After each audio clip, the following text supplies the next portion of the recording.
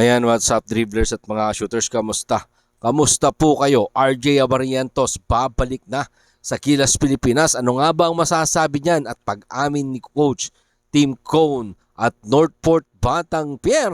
Twice to beat advantage sa pakikipagsagupaan sa San Miguel Beermen. Yan po yung ating pag-uusapan, tatalakayin sa video ito. Matapos po ako maglambing sa inyo ng isang like, share, comment down below, and don't forget to subscribe and hit that notification bell button para lagi po tayong updated sa ating pong mga video. At lahat po ng ating shoutout nasa dulong bahagi lang po ng videong ito. Bukas nga po si Gilas Pilipinas Head Coach Tim Cone na idagdag si Barangay Ginebra San Miguel RJ Abarientos sa lineup ng Gilas Pilipinas. Binigyan din nga po ng 25 times PBA champion na anumang idagdag sa Gilas Pilipinas squad pool ay patay sa pangangailangan ng national team.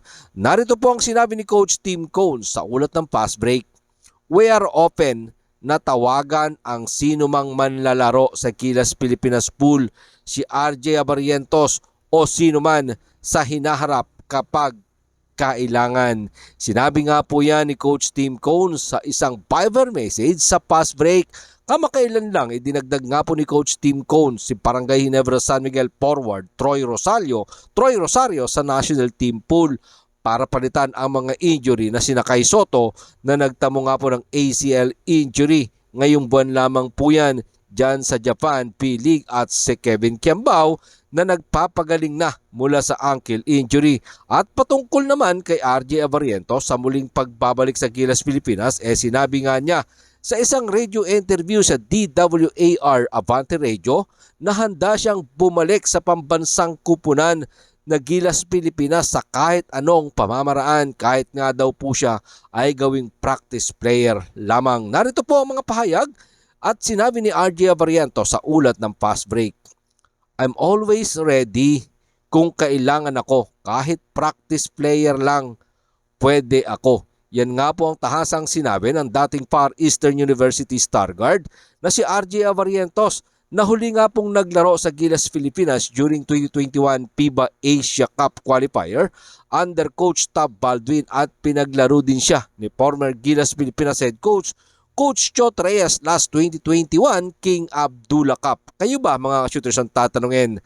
Gusto nyo bang makitang muli si RJ Abarientos sa ating pambansang kupunan ng Gilas Pilipinas na suot ang jersey number 4 at sa makapaglaro under Coach Tim Cone? Comment down below. Yan po yung ating pag-uusapan dyan sa comment section. At eto, pag-usapan naman po natin ang ating ikalawang items.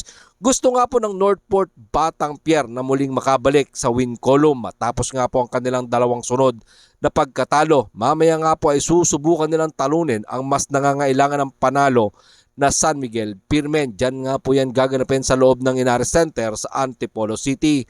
Ang Northport Batang Pier sa kasalukuyan ay target nga po ang top 2 spot sa kasalukuyang PBA Commissioner's Cup. Gusto nga po din nilang makuha ang kanilang kauna-unahang pagkakataong twice to beat advantage. Magandang panimula nga po ng Northport Batang Pier, na sira nga lang po yan ang kanilang momentum nang sila ay matalo ng dalawang magkasunod sa kamay ng Meralco Bolts at ng Rainer Shine Elasto Painters. At nasa mindset nga po ng Northport Batang Pier ni Coach Bonitan na makabawi sa dalawang sunod na pagkatalo. Yan nga po ang susubukang gawin mamaya ng Northport Batang Pier laban sa mas nangangailangan na defending champion na San Miguel Beermen, na mas matinding ang pangangailangan nga po nitong San Miguel Beermen na makakuha ng panalo para madepensahan nila ang kanilang corona at para makakuha talaga sila ng chance sa playoffs. Yan nga po ang ating tutunghayan at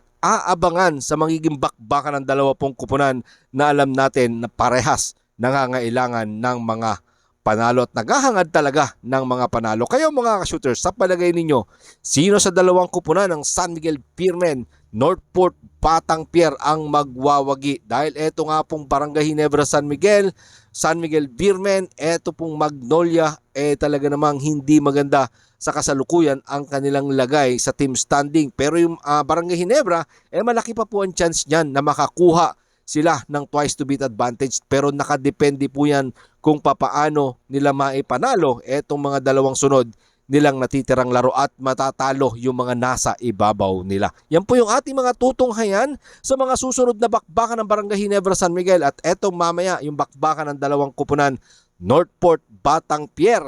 Nasabik na ring manalo matapos silang matalo ng dalawang magkasunod at etong San Miguel Beermen, defending champion po yan na naghahangad na maipagtanggol ang kanilang korona sa kasalukuyang PBA Commissioners Cup. Maraming salamat po sa inyong panonood. Ano naman po ang inyong maging opinion? Pag-usapan po natin yan dyan sa comment section. Ingat and God bless everyone. Adjourn, pero katulad po ng ating nakagawian, bago po natin tapusin ang ating vlog, shoutout po kina